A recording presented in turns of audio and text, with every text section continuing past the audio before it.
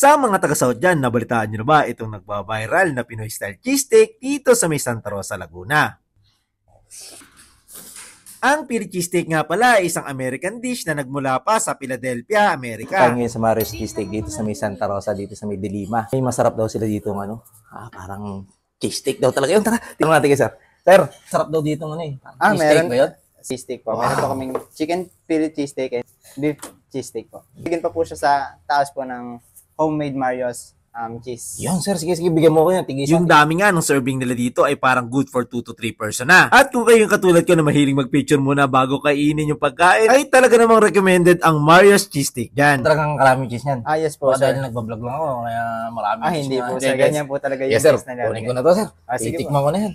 Salamat sir din ha. Diba? Thank you po. Tara, tikman na natin. Napakadali nga lang din palang puntahan ng Marios cheesesteak. Dito lang sila sa Santa Rosa, Dilima Subdivision. Sa barangay Ibaba nga yan. Tapos sa mga hindi nakakaalam, pwede nyo i-waste. Tapos yung unang kanto sa kanan, dire-diretso lang. At dun sa pinakadulo, nandun na ang Marios cheesesteak. Pag nagpunta nga kayo dito sa Marios cheesesteak, hindi kayo mamamblema sa parking. At meron din silang fully air conditioner room. At kung gusto nyo naman yung tamang chillax lang sa labas, meron din silang alfresco dyan. At napakalawak na dining area. At bukod nga sa mga cheesesteak, meron din sila sinaserve dito ng mga rice meal. Syempre para sa mga Pinoy na talagang gusto, rice is life.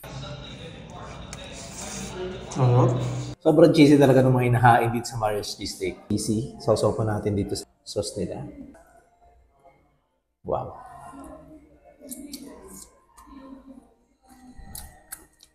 Perfect. So, tingnan nyo naman kung gaano ka-overload. Ito kanilang chicken pili. Ito kanilang classic pili chicken. Tara, tikman na natin. Grabe, oh. So, isang order nito, parang hindi kayang ubusin ng isang normal na tao. Wow. So, gusto ko ganitong gagawin ko. Yeah. Wow. Tingnan nyo. Sobrang overloaded niya. Alam matitikman niya sa Marios cheesesteak dito sa may Dilima, sa may Santa Rosa, Laguna. Tara, tikman natin. Huwag naman.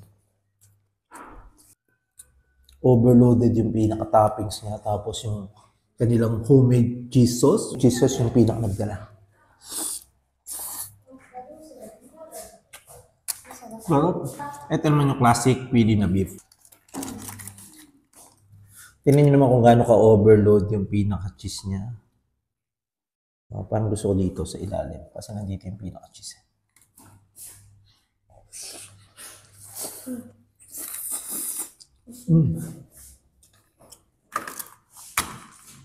Ang sarap.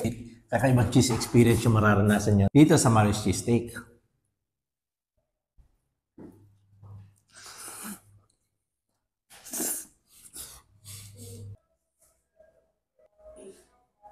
Ito naman yung sweet heat beef. Grabe.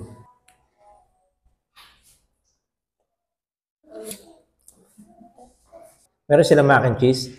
Ito naman yung fully loaded mac and cheese. Tikman mo natin itong mac and cheese nila.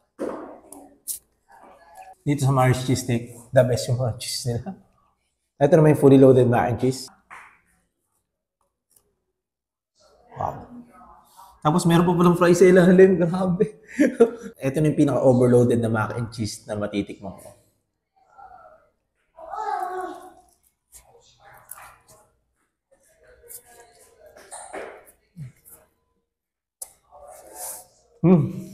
Sarap din ng mga dippings talaga nila dito.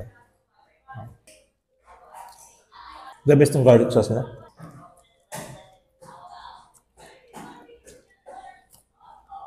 Mga regular sizes din sila. Classic pili beef, chicken sweet heat. Ito sa mga mahiginig sa makam. Sabi sobrang overloaded din sa topping na bacon. No?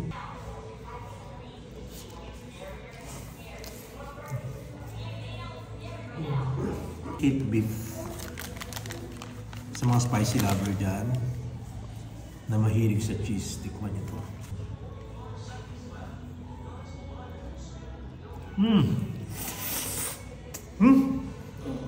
Kaya naman, ano pang iniintay nyo? Tara na dito sa may Santa Rosa, Dilima, sa may barangay Ibaba, Santa Rosa, Laguna, at dayuhin na natin ang Marios cheesesteak.